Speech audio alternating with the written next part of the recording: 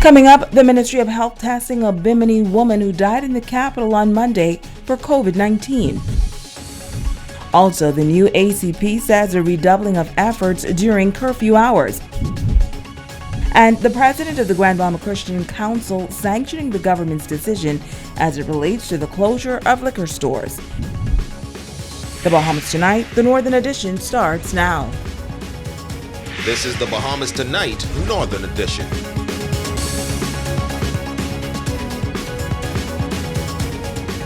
Good evening, Bahamas. I'm Shashina Rolle-Farquharson. As always, it is so great to have you with us. Topping news, the Bahamas may have suffered its first casualty to the novel coronavirus or COVID-19 after a Bimini woman died in New Providence yesterday. Minister of Health, Dr. Dwayne Sands, telling members of the media that the 57-year-old woman who recently traveled to Florida exhibited signs of the coronavirus, which included shortness of breath. The health minister noting that several attempts were made to have her airlifted to Grand Bahama or Nassau for testing and treatment, but previous attempts proved unsuccessful. A team of Defense Force officers were able to mobilize and airlift the woman to Nassau on Monday. She was taken to a critical care facility where she died. Sands says she was tested and health officials are now awaiting the results to determine if her death is indeed linked to COVID-19. As for now, the Bahamas has 14 recorded cases of the coronavirus, 12 from New Providence and 2 from Grand Bahama, while 278 persons are in quarantine. According to reports, tests have been performed to confirm whether or not this death is related to COVID-19. And the small community of Bimini is in mourning, grieving the passing of a prominent figure and member of that island's business community. Now, while medical officials, as we said earlier, have yet to determine if COVID-19 is indeed the case of this woman's death, a community leader on that island is calling for prayers for the people of Bimini as they come to terms with this very painful situation. Megan Shepard has the story. Pastor of a born-again church, Oral Ellis, says that he last saw his cousin Kim Rolle on Saturday, March 14th at a funeral where she said the invocation. He says that at that time, Kim seemed to be functioning fine and very normal. Now, some 2 weeks later, Kim is dead after presenting with flu-like and what seemed to be COVID-19 symptoms. Rolle was airlifted to the nation's capital on Monday, where she passed away. Ellis says this news took the island by surprise. It came as a shocker to everybody.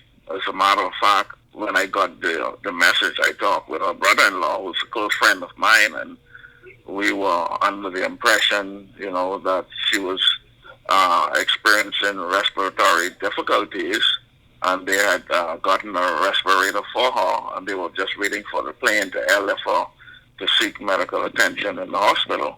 And I got a call while I was talking to one of my colleagues in the ministry, and they said that she was just airlifted. And so we were under the impression that, well, it's going to get better from there. And then I got a call from one of my pastor colleagues in Freeport and asking me to confirm whether she had died. And so I was shaken because that was the last thing we would have been expecting.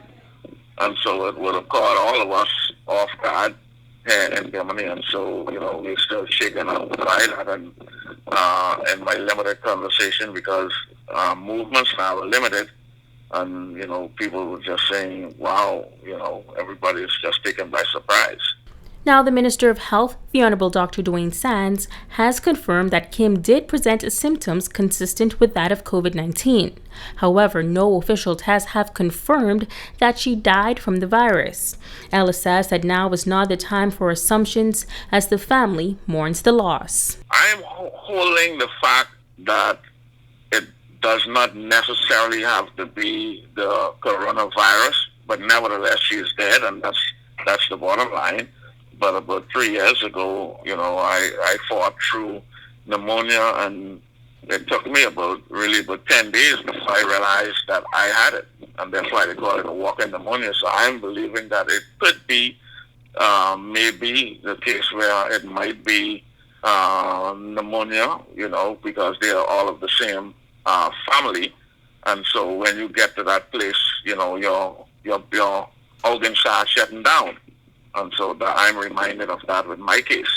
But I was able to get out in time and to get attention. So, but like I say, the bottom line is that she is dead, and that's a sad occasion, whether one way or the other. In light of this recent death, Ellis says he believes that residents on the island of Bimini are doing their part to follow the lockdown and adhere to emergency orders. And so I'm sitting in the yard, and I can see the streets, and the streets are rather quiet. Every now and again I will see the police pass through, and so they are monitoring the streets as to your movements. Most of us, we have two businesses. They were closed, now going on to the second week. And so our movements have been limited. And so we are complying. And so I'm assuming that the majority of the people will, especially the elderly ones and the more adult ones, every now and again you would see one or two of the children. But it's been very limited in movement. So for the most part, I'm thinking that we are complying with the curfew.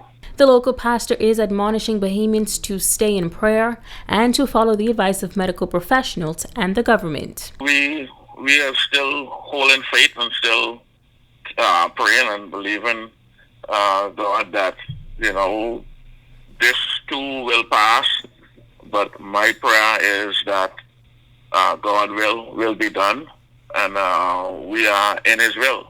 And so the only thing we can do now is just continue to pray and follow the orders of the health professionals and stay indoors. Megan Shepard, SEDNS Network News.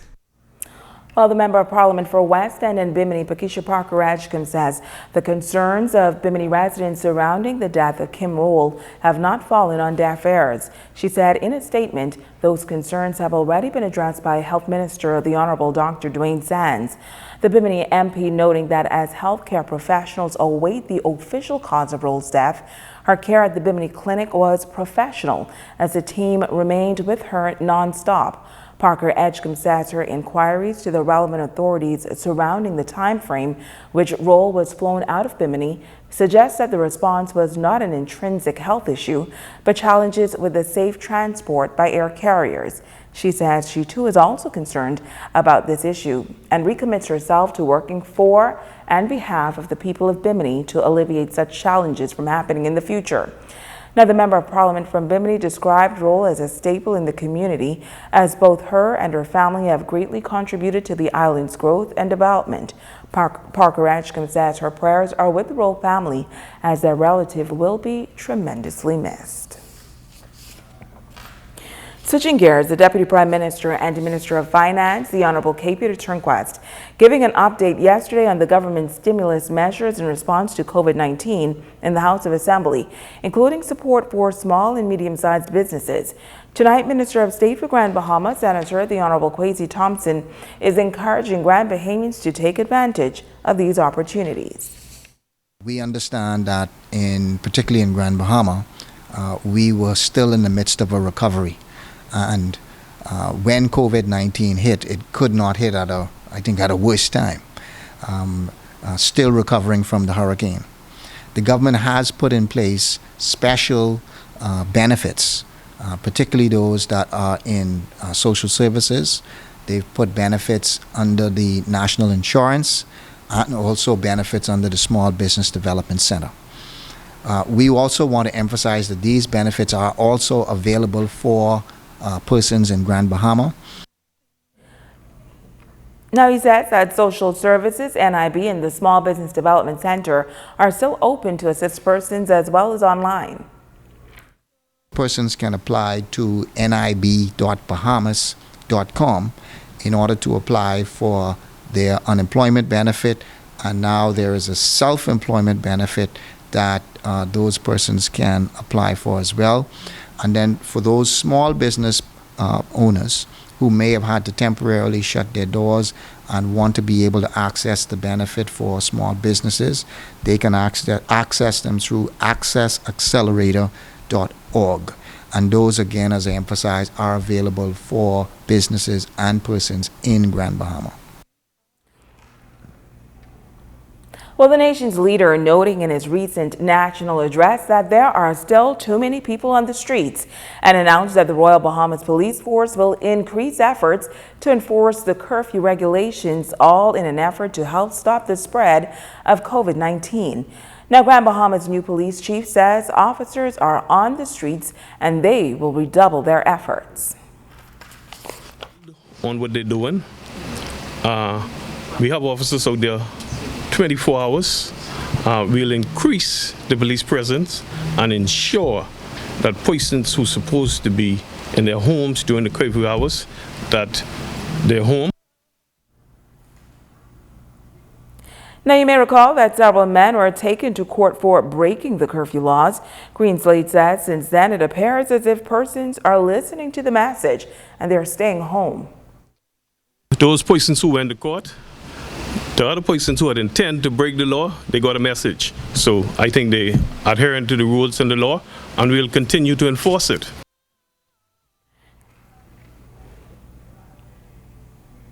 In other news, the president of the Grand Bahama Christian Council says he fully supports the government's decision to keep all liquor stores closed during this emergency period. Pastor Robert Lockhart says he is of the view that allowing these liquor stores to operate will do more harm than good. It is the stance of the Grand Bahama Christian Council that we are in total agreement with the emergency orders that have been put forth by the Prime Minister and the Commonwealth of the Bahamas in regards to maintaining the stance that liquor stores will remain closed. We believe that it is in the best interest of the Bahamian people not to make alcohol readily available to our populace. We want to keep our people as sober-minded and clear-thinking as they need to be during this time, and we believe that alcohol will not contribute positively to that objective. And so I want to say that the Grand Bahama Christian Council, we're totally in agreement with that, and we would like to encourage our Bahamian people to cooperate with that, because we want to always be at our best in thinking and functioning during a challenging time as this, as we respond as a country to the global pandemic, COVID-19 virus, and making sure that this does not spread or spread widely in the Commonwealth of the Bahamas. And so I want to applaud the government of the Bahamas for the orders that they have put forth. I think much of them and some of the adjustments that they've made so far is helping us to keep this virus as limited as it should be, as we continue to pray and to trust God to bring us through this successfully. And to ensure that the reconstruction efforts on Grand Bahama and Abaco do not come to a halt, the nation's leader has exempted construction companies working on rebuilding projects on those islands from the emergency orders, as well as hardware stores that service those construction companies. One company is using this opportunity to service Grand Bahama. Jamila Mizik explains. The Hardware Center is a 100% Bahamian-owned company. When fully operational, the company plans to employ over 60 employees. Operations Manager Carolyn Fox says, after Hurricane Dorian, because of the supply and demand on Grand Bahama and Abaco, they decided it would be ideal to open a hardware store locally. She says now that the hurricane season is quickly approaching and most persons are still working to get their homes repaired, their services are essential. We are happy to make this significant investment at this time to cater to contractors as it relates to the rebuilding efforts on Grand Bahama and Abaco. Also, to be a part of the emergency reconstruction order. We have a competent and friendly staff committed to a service of excellence.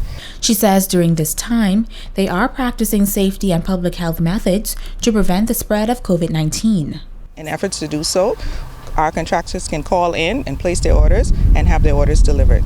As an additional incentive, as of April 6, 2020, they would have the access to our online services. Some of the service the Hardware Center offers and supplies are your shingles, 30-year shingles. We have an assortment of drywall screws, joint compound, tapes, and many more to come.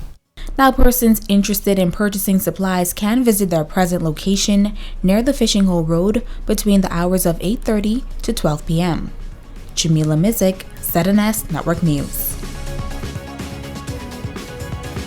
Grand Bahama's outgoing police chief says farewell. That story and more coming up.